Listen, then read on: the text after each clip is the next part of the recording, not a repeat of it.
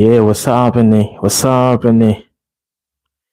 Guys, if you are if you can hear me properly, say yes in the comment below. Say yes in the comment below if you can hear me properly over there. If my microphone is delivering properly, say yes in the comment below. Okay. So today's topic, it's very sensitive. I don't do a lot of lives, and today I'm not going to be sharing my screen the way I always do.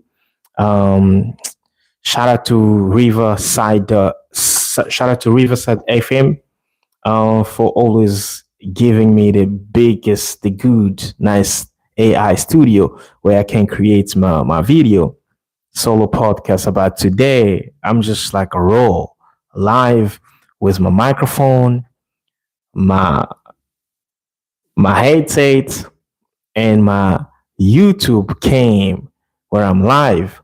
And today's topic is xenophobia in South Africa, which is it's really alarming right now. A lot of people been asking questions. How is it going over there? Things up and down and stuff like that. Yeah, guys. Actually, we good. We good. Um, I'm sorry for the people that are living in Durban. Uh, Please let me know if you can hear me properly so I can continue. Um, it's not like I'm having my studio headset, so I can't hear myself properly, but I know the sound through the mic is super well. So yeah, the people in KwaZulu Natal, the people um in Gauteng, we're sympathizing with them a lot.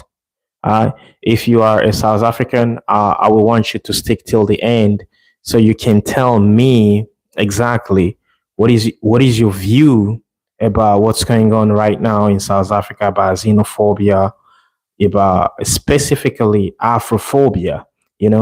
Black foreign immigrant like me. I'm an immigrant in South Africa. You know, uh, yeah, stay till the end. Let's have a chat in the comments, and you can tell me everything. So I'm gonna have my second phone. This is where I'm gonna be reading about some of the information. All right. What was the information? Um. Oh, okay. So there is this video here. Oh shit. I'll be watching uh on my Instagram.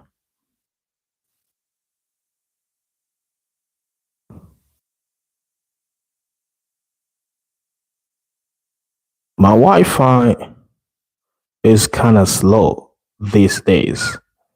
I really don't know why my Wi-Fi is kind of slow, but after house we need to talk because I'm a content creator and I need a strong Wi-Fi. And now, since the 12th of this month, my Wi-Fi is super slow, super super slow. Right? Share. Super super slow. Oh wait.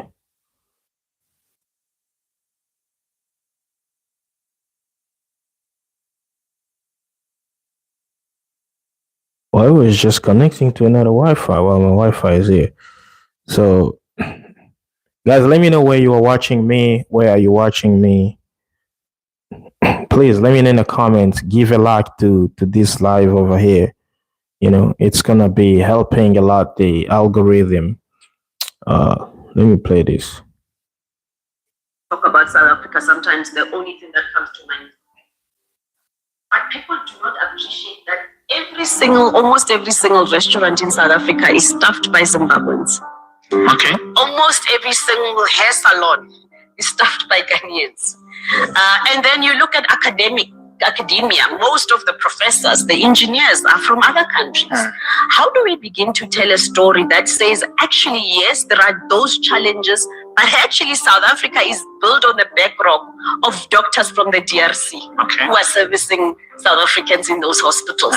This built on the skills of academics from Nigeria, who are literally bringing intellectual power into South African universities. And for as long as we are not telling those stories, but we are only telling those stories of what's not working about Africa, we are then breeding a new generation of Africans who do not know what could potentially work about Africa. The minute you talk about... So this is actually News Lion South Africa. If you want to check their handle on Instagram or on Facebook, I think I follow them on Instagram and Facebook. News Lion South Africa, all in one word on Instagram. And what's this woman is just saying? Her name is Tabisi Lepumo, right? I really don't know who she is, but I'm sure a lot of South Africans, she's kind of like a well-known personality because the way she speaks maturely. She understands a lot of things that so many do not understand. All right, let me repeat that again. Africa, sometimes the only thing that comes to mind is, but people do not appreciate that almost every single restaurant in South Africa is staffed by Zimbabweans. I'm gonna have to stop there and trying to elaborate a bit about what she means. Every single restaurant is staffed by Zimbabweans. There is a lot of things I'm gonna have to debate, and I want you not to debate, but to enlighten. But I want you to correct me in the comments if I am wrong. You see, Zimbabwe is one of the countries. Let's talking about restaurants, hospitality. Zimbabwe is one of the country in Africa where hospitality used to be their thing. Used to be their thing. I've worked with so many people, and people always admire people from Zimbabwe about their hospitality. You cannot take that away from them, whether they come to South Africa, whether they go to Congo, to Namibia, to Mozambique, to America. I mean, they are so fortunate to work so hard in those kind of industry. They have the best chef, they have the best butlers, and they also have the best waiters, all right, and waitresses. So they understand the thing, all right? We're gonna get to our point, okay? So when you're talking about people from Zimbabwe, they are taking your jobs in the restaurant. There is so many factors to consider, but I'm gonna jump this and I'm gonna come back to it again. All right. Please guys, let me know in the comments if you're watching me from where, from Cape Town, from Johannesburg, from Pretoria, from Durban, from Congo, Malawi, from Rwanda, Kenya, Uganda, Tanzania, Nigeria, Zambia, Zimbabwe, Egypt, America, Canada, Australia. Let me know where you're watching me from, and please like the live, right, guys?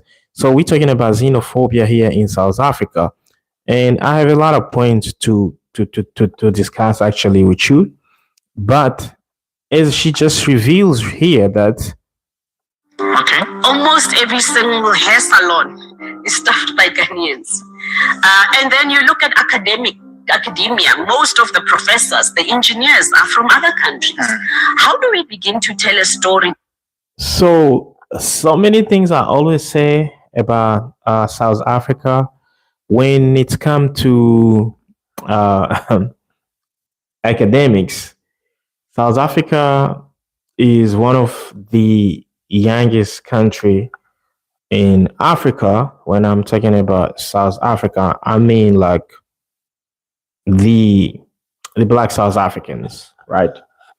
Due to what happened, I'm really, really sorry about apartheid. They could not allow some other black folks to study what they wanted at university. And this used to be a biggest challenge in the Black community in South Africa. Right? And until a certain period of time that decided to allow people of color to study this type of faculties and what they wanted to study, which is it's really bizarre. It's really really really bizarre, and that brings us to why there is so many foreign engineers, there is so many foreign doctors in South Africa, black Africans like from Nigeria, from Congo, um, from Gabons, from other countries in Africa. Because when you started to trace from the moments that they allow black South Africans to go to do what they could have done at university, some other countries in Africa, like Ghana, had independence in 1957, 58, then followed by Kenya in 1958 with the movements like Mau Mau, right?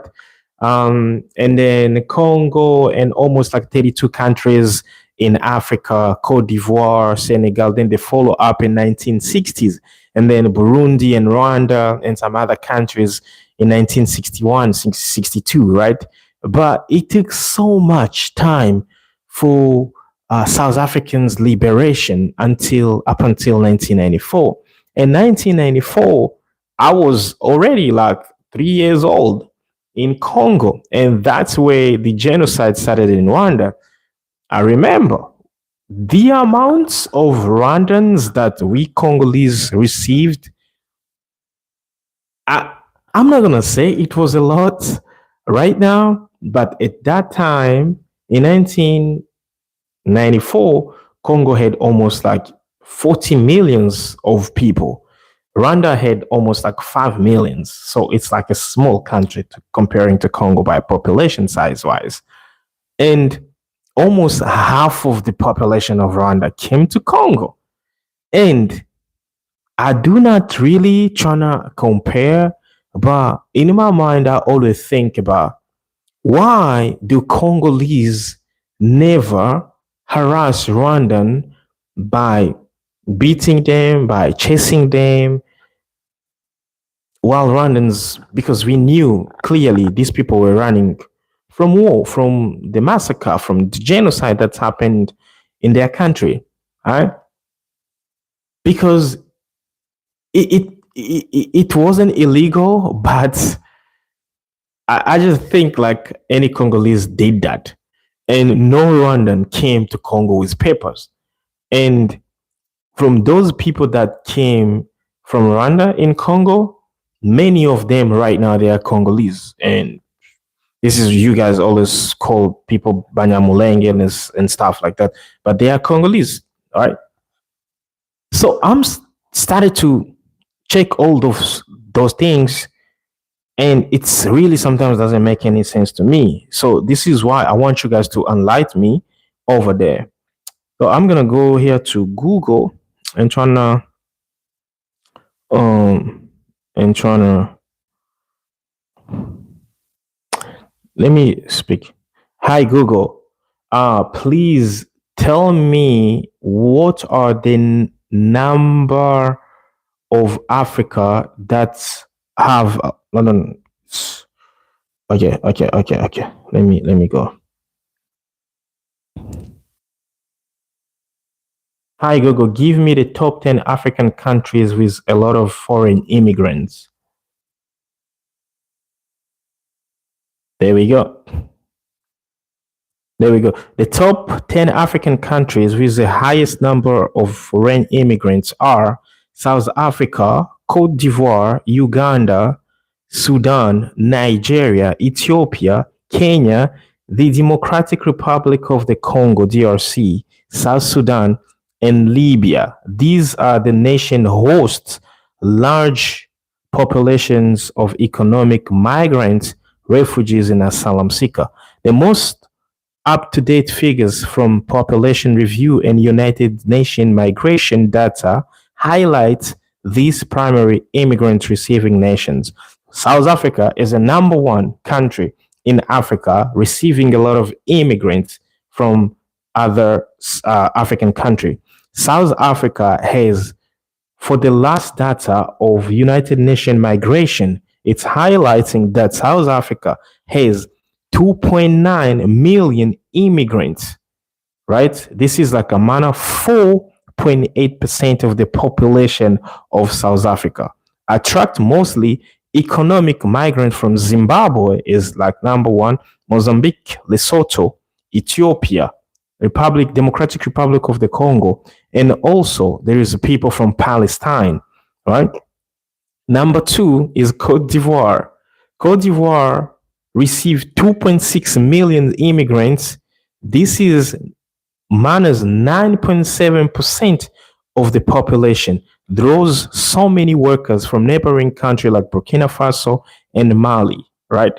Uganda has 1.7 million immigrants, known as a major hub for refugees from South Sudan and the DRC. And then Sudan has 1.4 million immigrants, host a significant population fleeing conflict surrounding nation. Nigeria has 1.3 million immigrants, a regional economic powerhouse attracting migrants from the West Africa. Ethiopia has 1.1 million migrants, a major host for refugees in the Horn of Africa. Kenya has 1.1 million immigrants, houses large refugees camps, and a growing urban expatriate community. The Democratic Republic of the Congo (DRC) hosts 952,000 immigrants, displaced population from regional conflicts, and the South Sudan 882,000 immigrants, and then Libya has 826 immigrants. So I want you to correct me. We've heard some story about Libya. They sell black slavery. They sell black people there in Libya. We've heard those kind of story, and it's true. They enslave black people still in Libya, and they sell them to where I don't know if it's like kidnapping and all those kind of things, right? And now, but from South Sudan, DR Congo, Kenya, Ethiopia, Nigeria, South Sudan, Uganda, Cote d'Ivoire. I'm Central Africa. Been living in South Africa for almost like 2 decades. We have never, like I repeat this, we have never hear people from Cote d'Ivoire are being xenophobic or are being attacking illegal or legal migrants in their country. If you have a news, drop it in the comments. I will be waiting because I like to know things. I will appreciate if you enlighten me in some stuff. We have never heard people from Uganda. Uganda is hosting a lot of people. A lot of Congolese used to be refugees in Uganda. They got asylum seeker by UNHCR, United Nations programs, until they send them to countries like Canada, Australia, America, Netherlands, all those kind of countries. So my question is like, why is xenophobia in South Africa, right? I really wanted to tap into that because I feel like there is so many things that need to be talked about, right? So I'm here to my chat GPT asking the same question. Oh, here. I'm asking ChatGPT and say black immigrants issue in South Africa.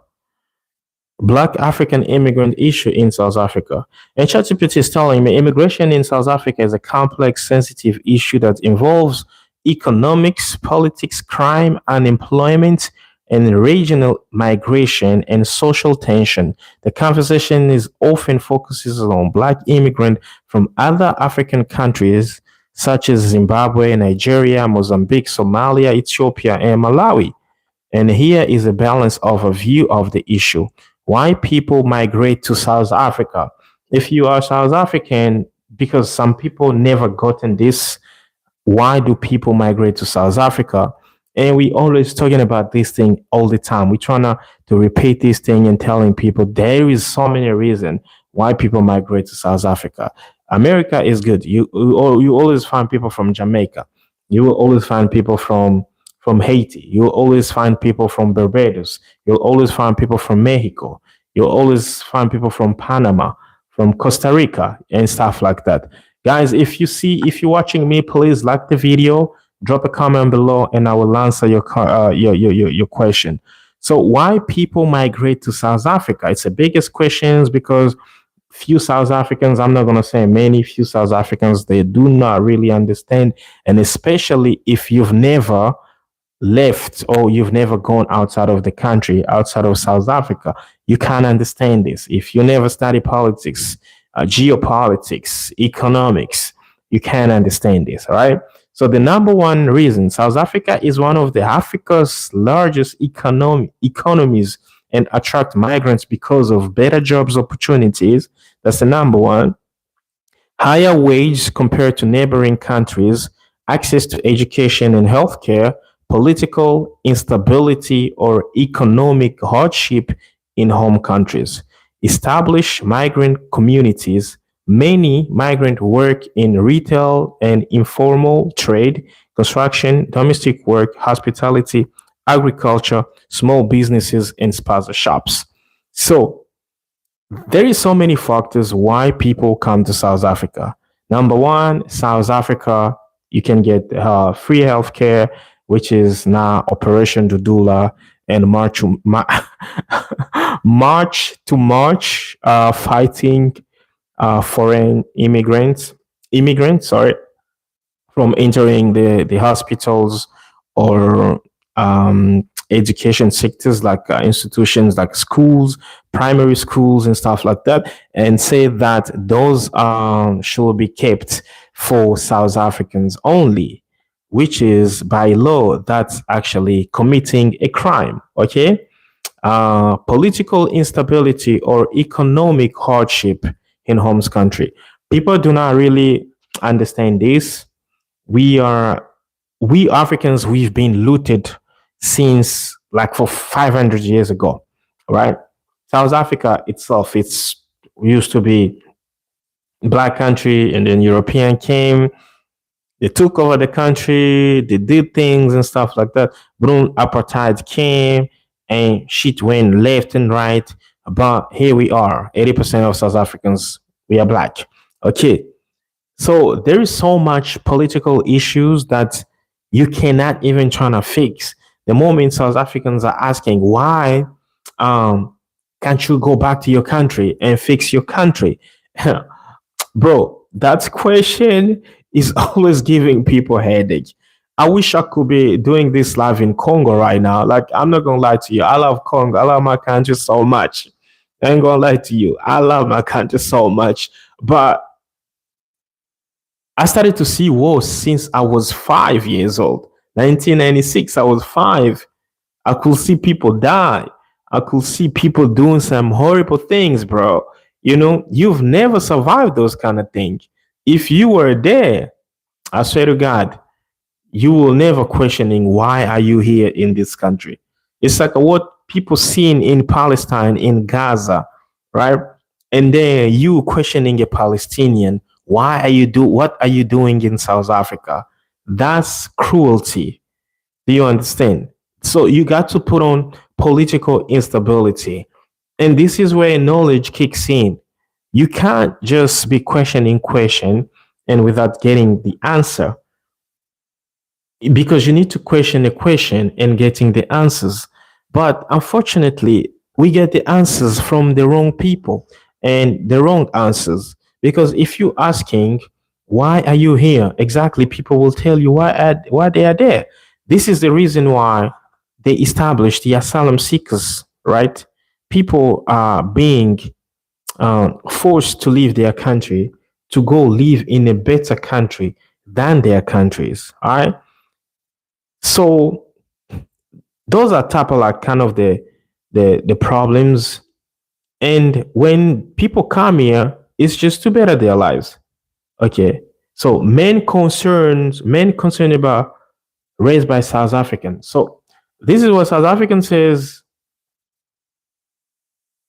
They believe immigration contributes to competitions for jobs, pressure on public services, housing shortage, increased crime, lower wages, and in informal sectors.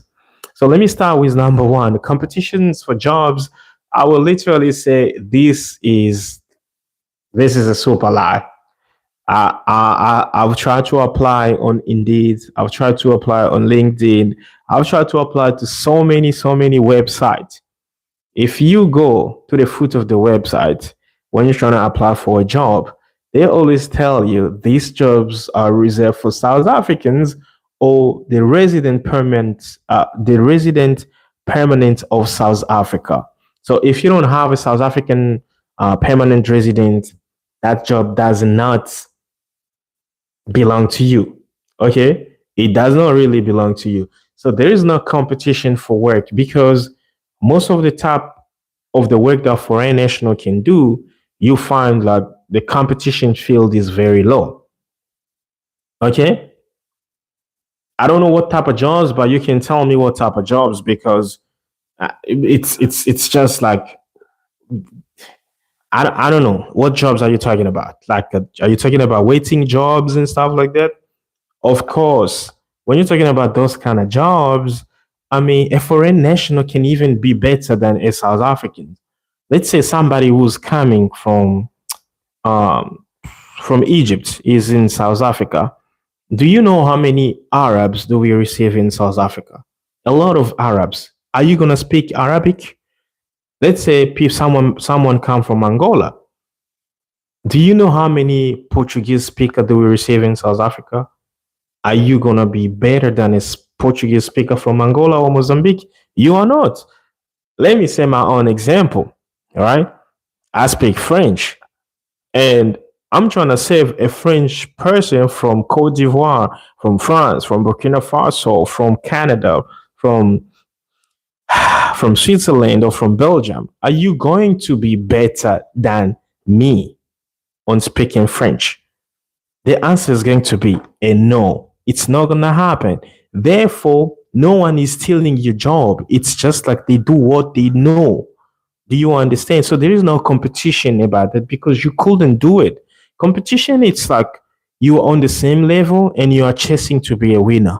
That's time, it's a competition. But when someone is on another level than you, that's not a competition. You feel like a competition, but it's not a competition. Housing shortage. So I remember one of my brother is from actually KwaZulu Natal once asked me a question that I have to give him a country in Africa that provide free houses to its citizens. And I couldn't. I said Libya. And he was like, come on, G, what are you talking about Libya? Libya. Libya used to be, but no longer because Gaddafi passed away, you know? And I'm like, oh, damn, you actually right. South Africa is the only country in Africa where they give where the population receive a free house, the RDP houses. But what's happened to the RDP house? They say some people resell the RGP house to Nigerians, to Ethiopians, to Somalis, and all that. So if the government is offering you, it's giving you a house, and you decide to sell the house, so whose problem is that? Guys, I want you to let me know in a comment whose problem is that. Please, guys, if you're watching this, like the video, like the live, man, share the live to your story so it can reach more people, so we can start sharing knowledge. Because if we keep on staying quiet, we are not using our voices, I mean, things won't change.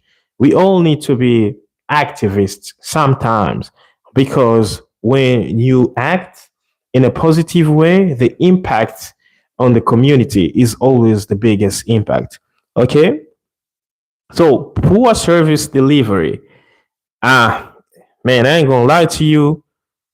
There is so much bad customer service in South Africa. Like there's you will go to Pick and Pay, you see somebody is serving you like they want to slap you, man. Like I ain't gonna lie to you. Man. Yeah, I'm not gonna lie. Well, let's just jump in this thing. However, experts note that unemployment in South Africa is mainly driven by a deeper structural economy. So, unemployment in South Africa basically it's actually come from lack of education. Lack of education. I have still these statistics in my mind where they say 64% of youth unemployment in South Africa. It's literally caused by lack of education, and that 64% of those youth range from the age of 15 to 24 years old. That means from 15 to 24 years old, those are the data that they calculated and they see these people, they don't have jobs. And the number one cause of that is education. Many of those 64%, they do not have a matric certificate. They don't have a matric certificate. So if you don't have a matric certificate, you can't use your hand to do something. You can't use your brain to do something. Who are you going to blame for that cause? As we live in South Africa, even me by speaking right here, people will come and judge me, people will come and attack me. But I'm just trying to give my point of view. You are free to give your own point of view, but you don't have to beat me. You don't have to attack me just because we don't speak the same language or just because we come from a different land. In the contrary, if you look at us, we are all Bantu, all right? And this is very, very bad for like a black community in Africa. I feel like the black community in America, they are way strong together. But in Africa, I still feel like we always wanna to tearing each other down. I don't understand how can a black person hate a black person. Like seriously, I really don't get this thing because man, I'm not gonna lie to you, but every time I only thinking about this thing, and I'm like, I really feel that this is ridiculous. Why is it ridiculous? Because it does not make any sense, bruh. It doesn't make any sense. Why do black people hate each other so much? The moment I speak another foreign language, oh, people hate me because I speak another language. Why don't you want to go to a person who speak a foreign language and trying to learn from him instead? Alright? So there is so much that's going on here in South Africa, and this is literally so bad. Okay? Um the problem is illegal immigrants. Illegal immigrants. That's what they say, it's a problem. But I don't understand. Illegal immigrants, what's the problem about illegal immigrants? People say sometimes the problem about illegal immigrants is because when they commit a crime, they're not gonna be identified. Mm. And I'm like, it's very, very hard to commit a crime in that you're not being identified. It's very, very hard. If you are not being identified, it just means somebody is protecting you. And all those protection, we know where they come from. So many news says the hijacked buildings are being committed by foreign nationals selling drugs. Foreign nationals, Nigerians, they are selling drugs. Nigerians are scamming people a lot. I will believe that. Nigerians, Africans, some of the Africans, foreigners, they do drugs, pimp, pimping, not human trafficking, but pimping. Um, and also they do scams, right? which is like Nigerians, they are leaders when it comes to scam in Africa. All right.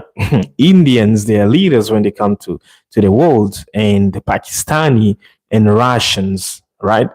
So I want you to hear me out. Those small boys that you see selling 10 grams of cocaine in the street, 2 gram, 4 grams of cocaine, giving it to the coke addict. Those people, they're actually nothing because they call them distributors of small portions of coke. The question that you need to ask yourself is, they don't travel, but they always get coke. Where do they get it from? That's the question number one. Number two, where does it coming from? If we have a system that is well supervised, the border management, the border patrol, airports, everything and thing like that, how did those people at the airports that are not South Africans, that are South African, they let those people slide away with all those cargo of drugs, right? Because the biggest drugs producers in the world are Colombia, Medellin, um, Panama, Chile, um, Venezuela, Cuba, Mexico, um, Thailand, Vietnam, Brazil. You see, how Pakistan, how did that drugs came from those country and ending being in some of these small distro Nigerians, even South Africans, Angolans, they do drugs, and Mozambicans in South Africa. And the other funny thing is, why are most of the drug addicts, they are South Africans? I mean, man, it's just a lot of things to go over and over and over. I'm not trying to be biased here, but it's the things that I've seen. Like these days, I'm working in Bloomberg, and all I could see is like almost everyone there is high. Almost every person is on drugs, and whether they are foreign, whether they're South Africans, it's you should see people like they kind of like people like they're like a zombie man. You know what I'm saying? Why is it like that? Huh? The biggest drugs cartels in Cape Towns in South Africa, they are not African. No, they are not Africans. They are Eastern Europeans, people from Kosovo, people from Romania, people from Estonia, people from Greece, Italy, people from Ukraine, people from Russia, right? Those are you, those are the biggest drugs cartel of drugs, you know. Now because because we black foreign people powerless that coming from other African country, because we are those people, and everything, literally everything falls under us. So literally it's not really good. It's not really good. Like today in Bloomberg, in Tape of View, they had yesterday, they had like 5 people got shot. They died. In Makaza, yesterday, 13 people got shot and died. Now in the comment, people were asking, is this a foreign national problem? I don't really understand that. I really don't understand that. I And here's another video about Thabo Mbeki trying to explain people. Now, we've got many problems here. Problem legitimately raised. Huge levels of unemployment. That's correct. Yeah.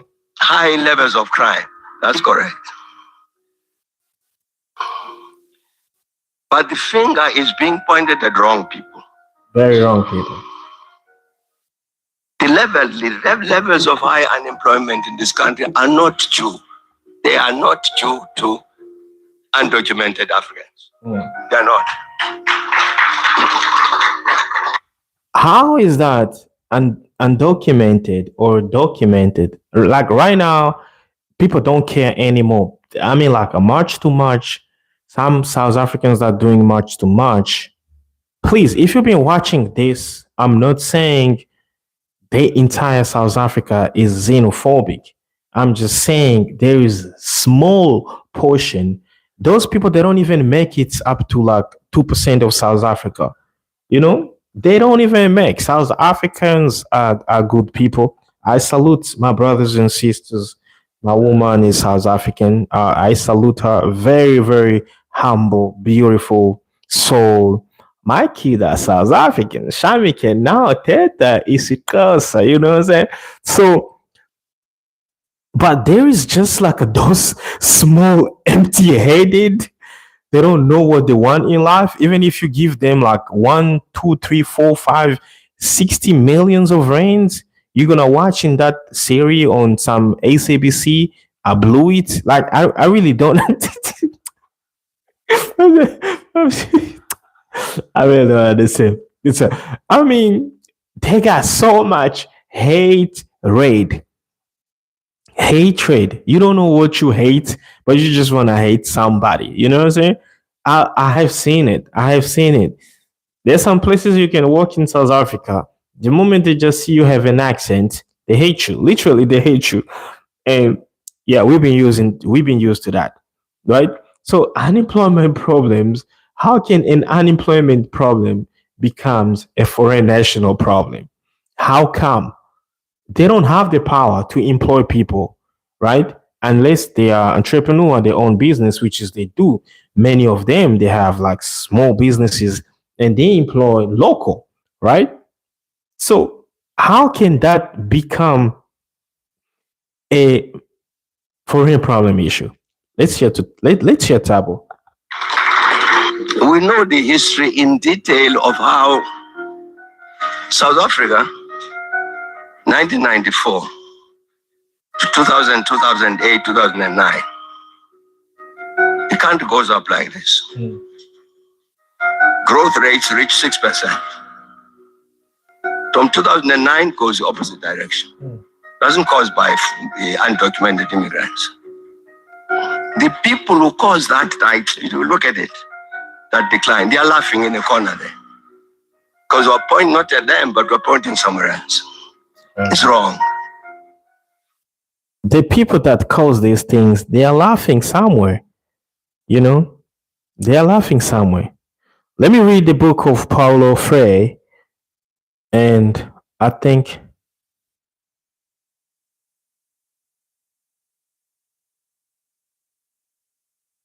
I'll finish by this. Okay.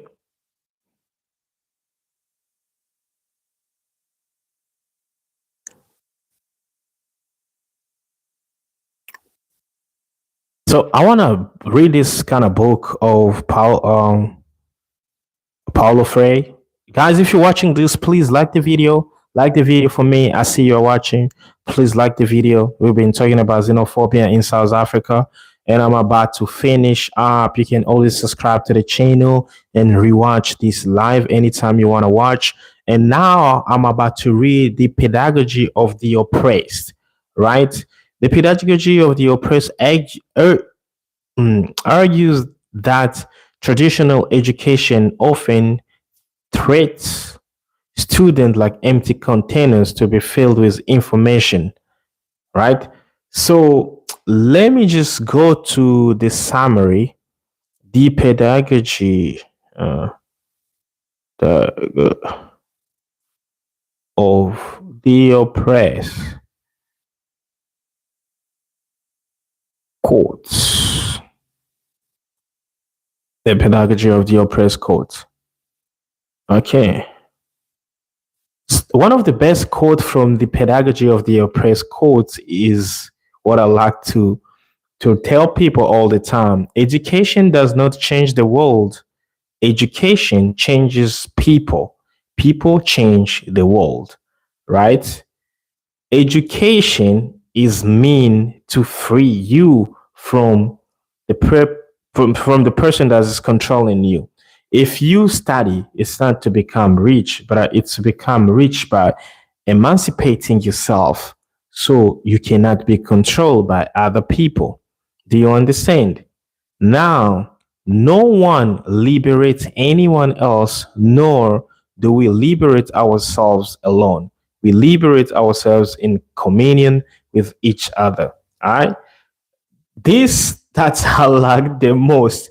This is what we're surviving in South Africa. The oppressed, instead of striving for liberation, tend themselves to become the oppressors.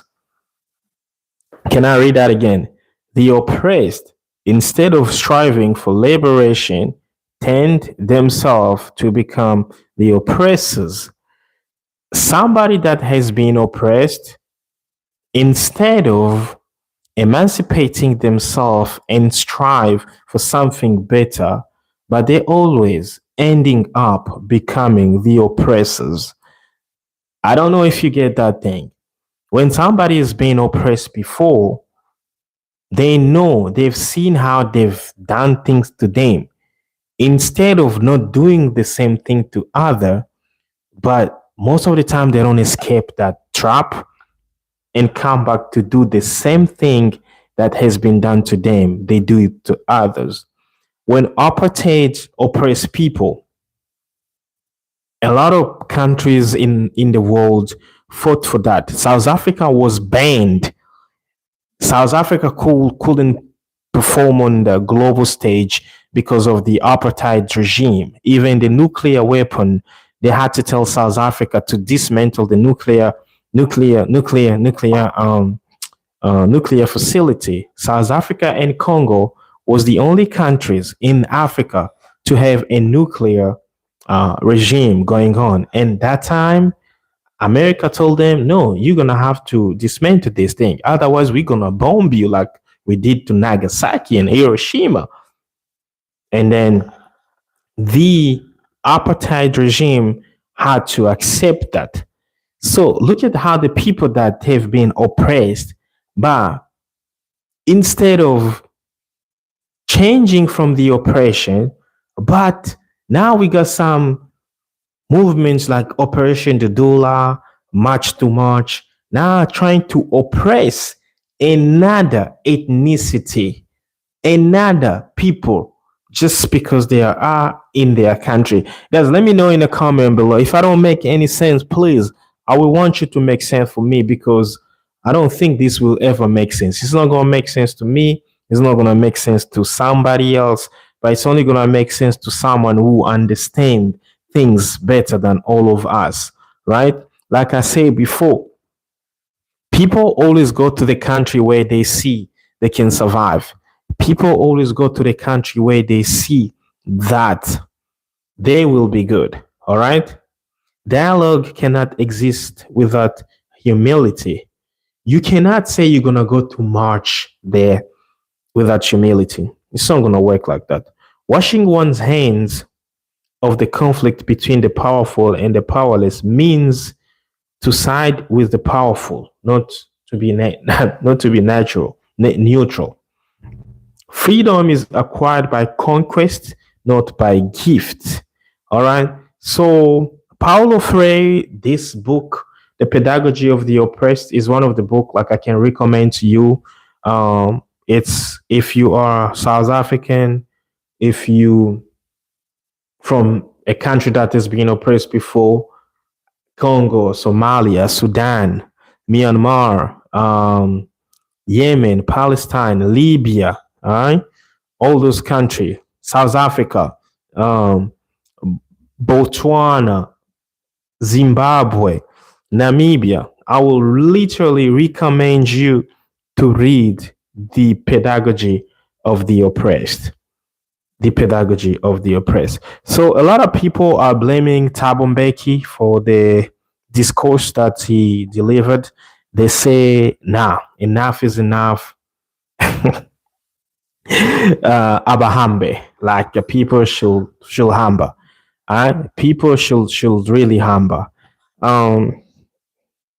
Let me see if I can find. No, I can't find this because this is not my phone anyway, and it's really bad because things are getting ugly.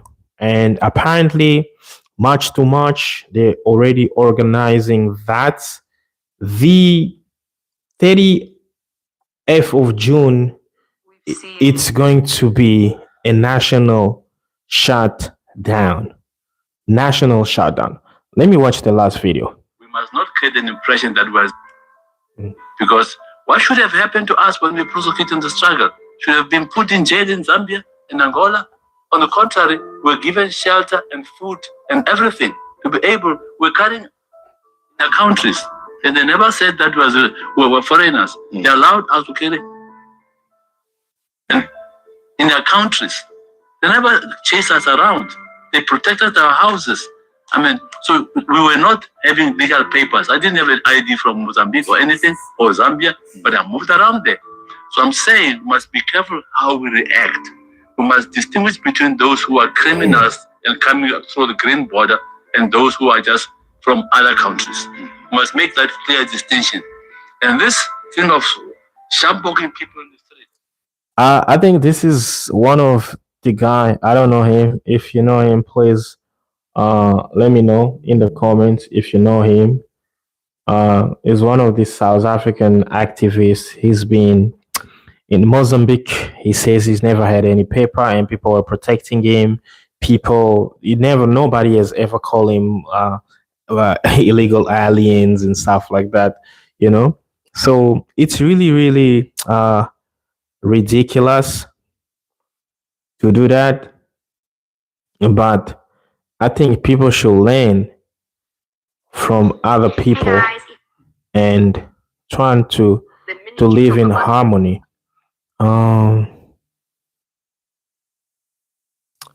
So one thing I said in these comments here, that was like 5 years ago.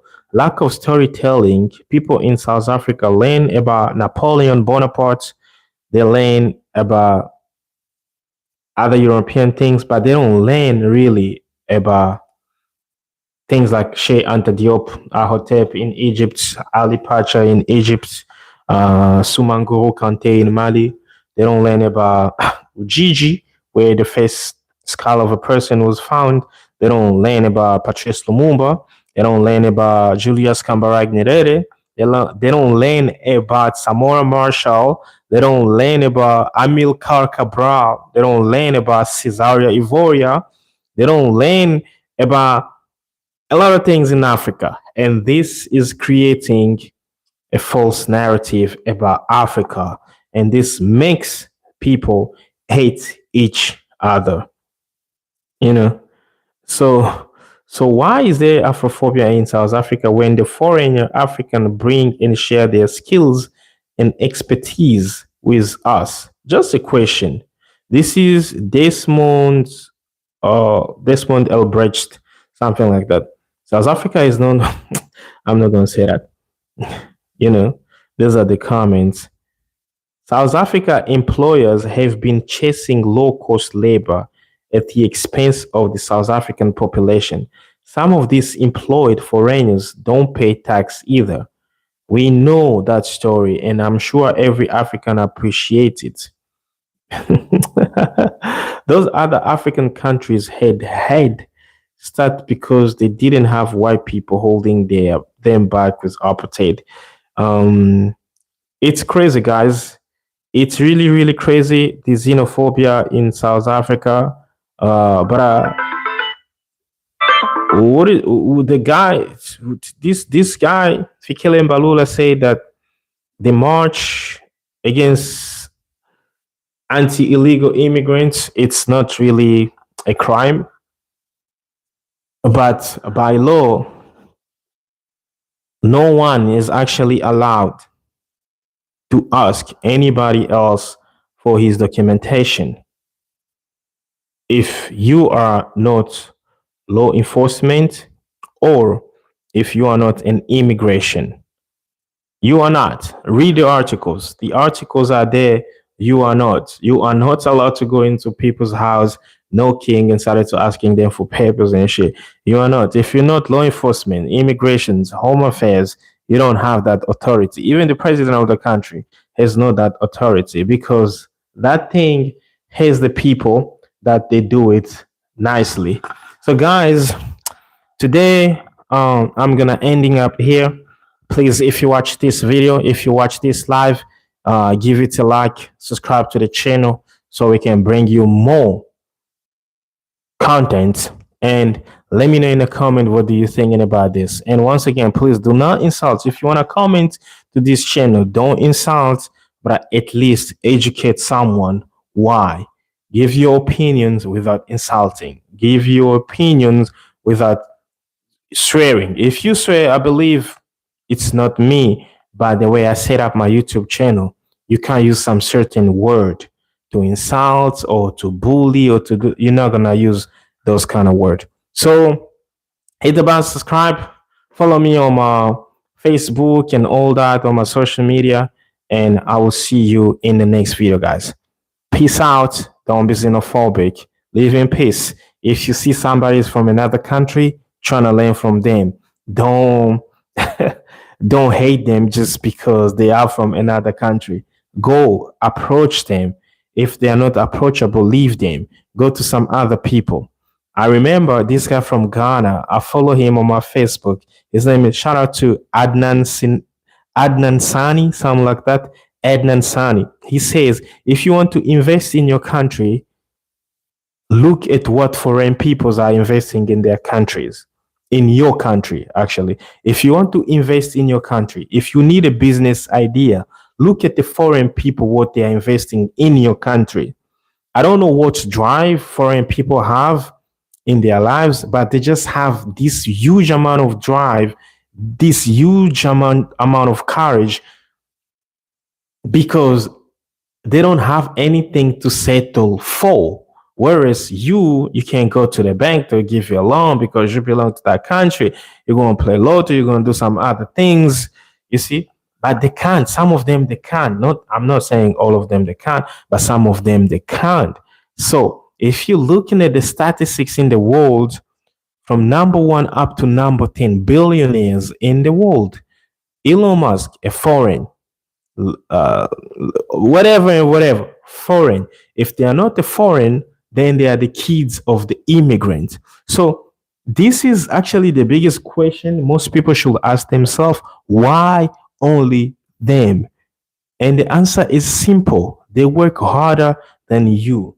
Not just only about working harder than you, but they think out of the box most of the time, because they are not in their country where they will relax. They are not in their country where they are all the time close to their family. Every time I go to the Bangladeshi shops and spaza shops, I always see them on their video call with their family.